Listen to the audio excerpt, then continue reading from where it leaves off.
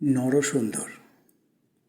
এই নরসুন্দরকে কেন্দ্র করেই ব্যবসা, সেলুন ব্যবসা, অনেকে এটাকে পার্লার ব্যবসাও বলে থাকে।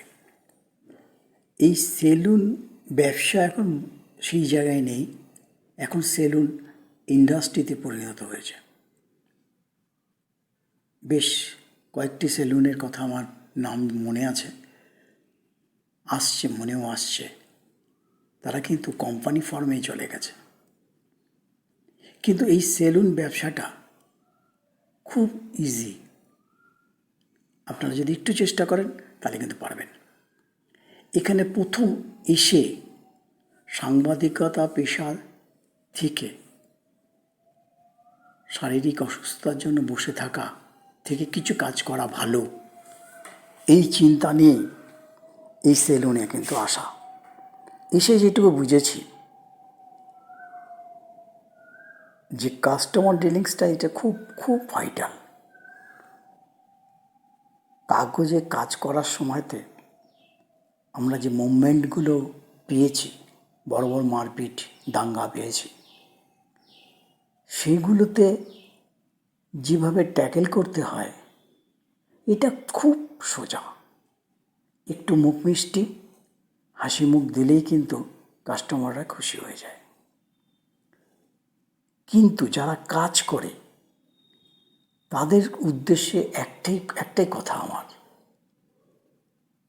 যে কবির ভাষায় বলতে হয়, চাটু যেন নাহি জানি পিষ্টকের স্বাদ। একটি মানুষ বা একটি ডাক্তার বা একটি মাস্টারমশাই, একজন প্রফেসর সারাদিন পরিশ্রমের পরে আসবে, একটু দাড়িটা কেটে ফ্রেশ হয়ে বাড়ি চলে যায়। সে দোকানে ঢুকেই যদি চটকদার গান শোনে, চটকদার হিন্দি গান শোনে, তার কিন্তু ভালো লাগবে না। সুতরাং একটা মিউজিক থেরাপি, মিউজিক চালাতে হবে। মিউজিক থেরাপি অবশ্য প্রয়োজন আছে, সফট মিউজিক।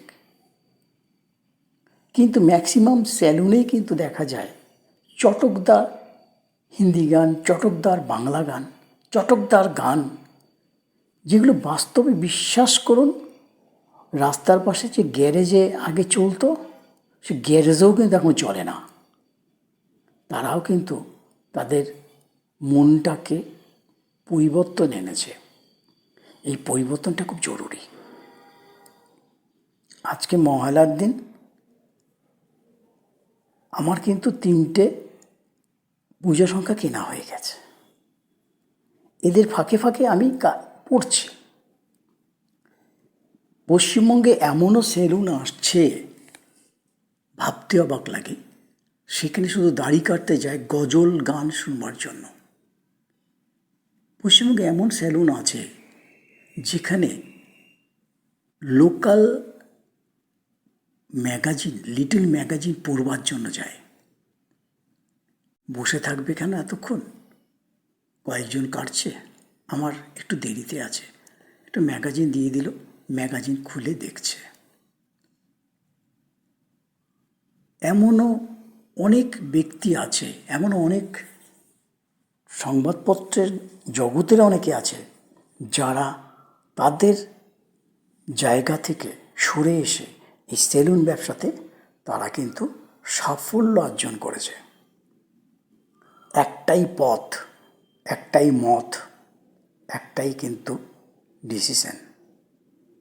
একটুখানি বুঝে চলতে হবে।